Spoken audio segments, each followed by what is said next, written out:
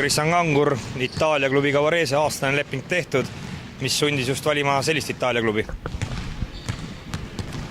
Sundis pakkumine tuli sealt ja tahtsin jätkata Itaalia liigas, nagu ma seal lõpus olin eelmine hooaeg ja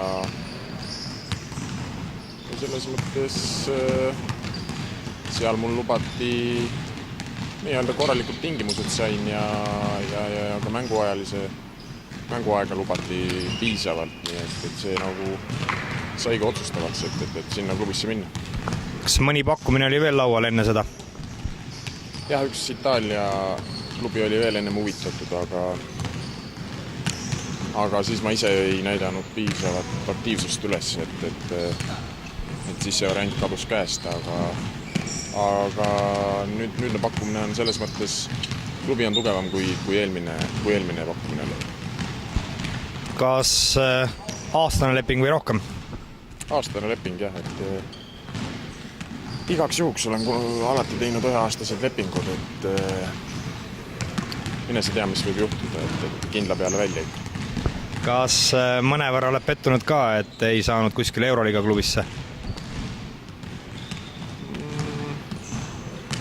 Ma ei teagi, ega see ei olnud nagu eesmärk oma, et kuskil Euroliiga klubisse saada, et pigem oli mul eesmärk saada Itaalia liigasse mõnda võistkonda mängima, et muidugi oleks olnud super, kui oleks saanud tõesti kuskile Itaalia esiotsa klubisse, aga kui teha korralik hooaeg, äkki siis tuleb uus võimalus. Mida ootad ka koondise suvelt? Mis ma ootan? No, häid mänge selles mõttes, et tahaks selle 3 mängu jooksul ikkagi vastastel munad maha võtta. Kuigi ma tean, et Holland on tegelikult väga tugev võistkond, et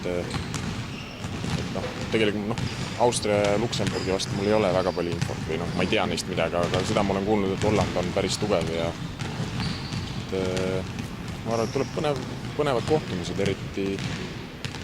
eriti selles mõttes, et koduväljakul on ju alati meil hea publikond ja hea eelis, aga seekord ma ei mäleta, kas mängime Luksemburgiga just. Ka ju, et kodupublik nii vähest mängu näeb see aasta, aga loodame head etendust pakkuda. Aitäh!